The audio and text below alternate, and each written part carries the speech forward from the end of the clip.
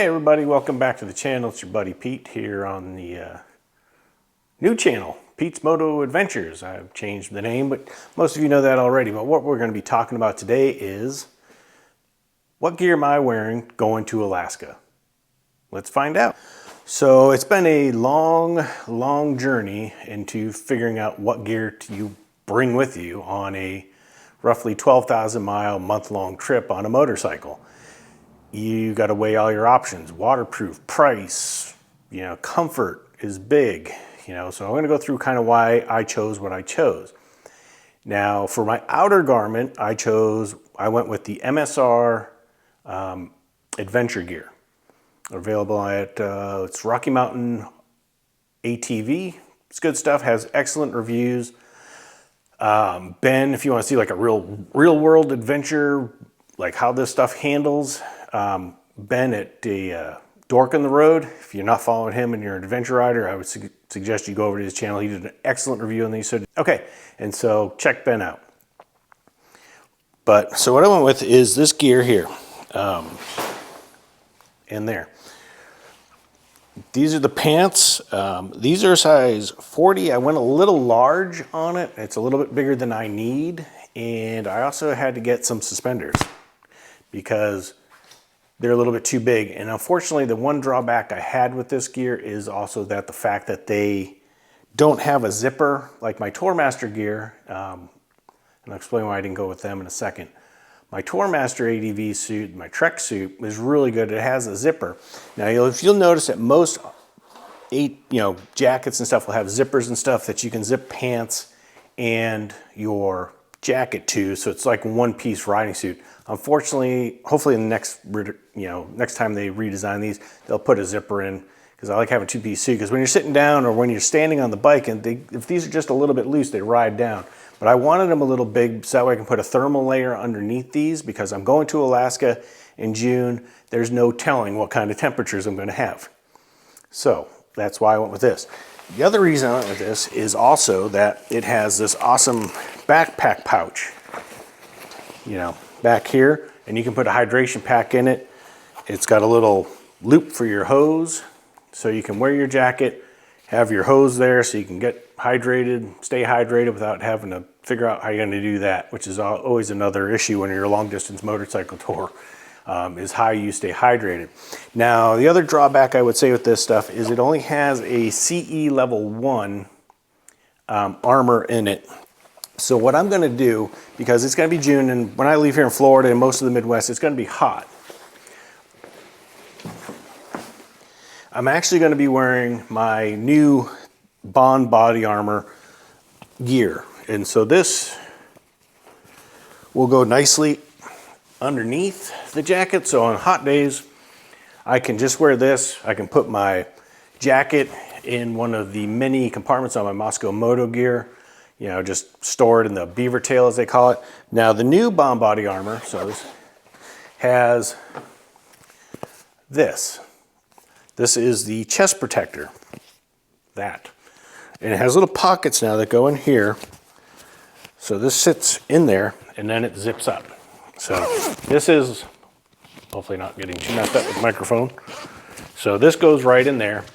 And that way you have a nice armored chest protector. So when I'm out on just training days in the hot Florida sun, if I'm just riding out in the forest and stuff like that, this gear will work out good. Now, it won't have much abrasion protection, but that's okay. It has this is CE level 2 armor in it, just like my other summer shirt I already have from Bohn. I also have Bohn body armor pants that I could put under this, take out the armor in this, because again, this is CE level 1, where the Bohn stuff is level 2. Which is important. So when you're thinking about buying stuff, think of the layers you're going to wear.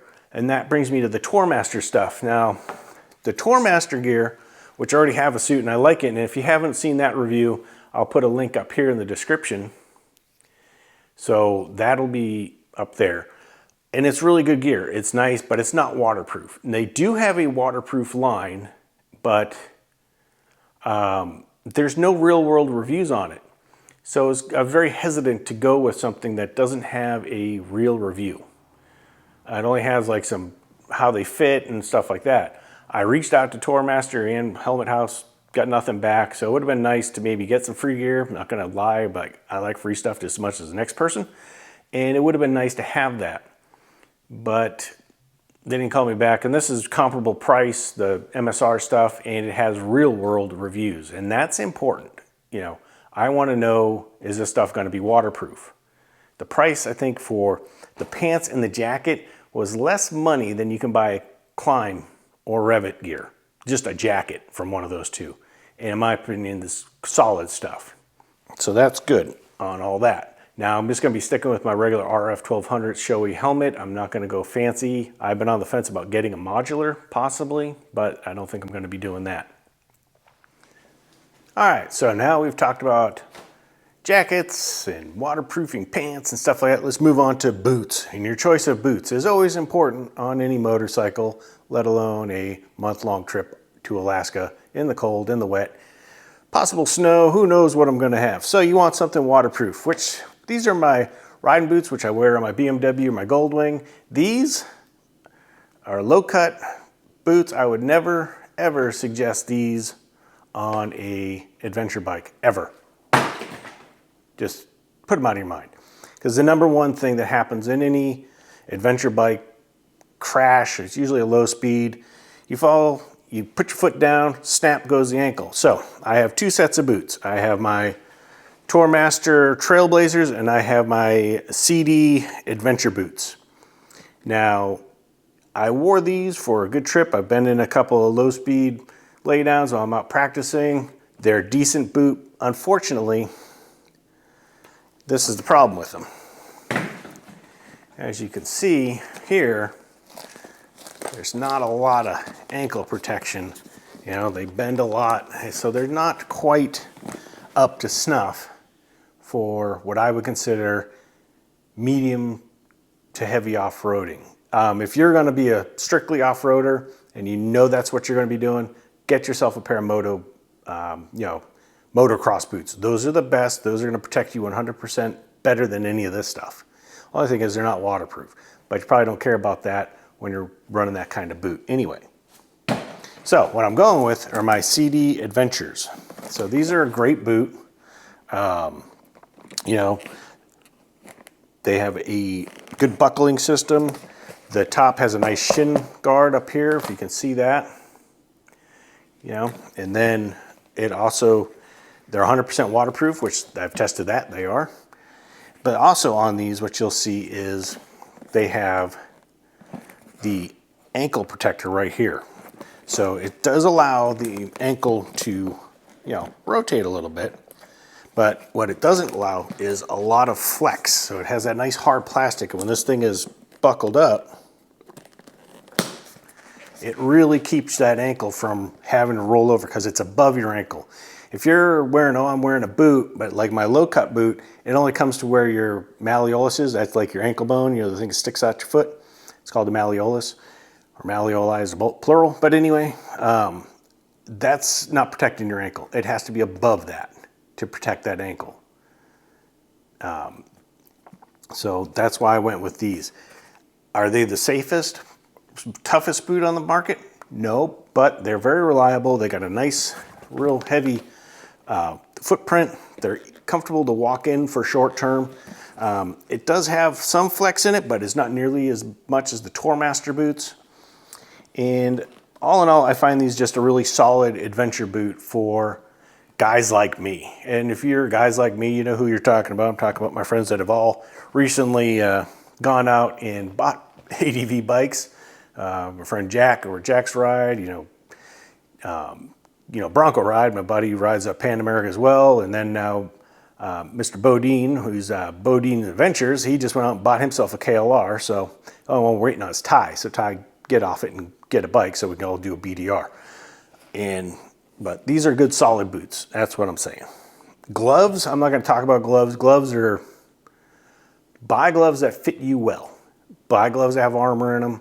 I'm bringing probably 2 to 3 pairs of gloves. One gauntlet style waterproof glove that has thermal in it, a summer set of gloves that has some armor, and then a summer glove that has heavier armor in it.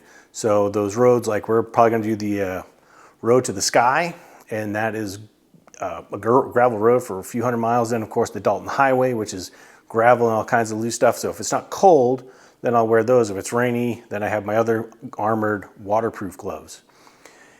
So that's pretty much what I'm wearing, what I'm doing. If you guys have any questions, please feel free. Yeah, learn how to speak, Pete. Feel free to hit the comments below. Let me know what you are thinking. If you guys have any suggestions, either like if you've done this run or you've done these long journeys, please let me know. I would love to hear from you. Also, if you want, there are links to all this stuff below. If you want to click that link, it helps me out. You know, this is an expensive trip, but so anyway, thanks for watching. As always, ride safe, ride often. God bless, and we'll talk to you later. Bye.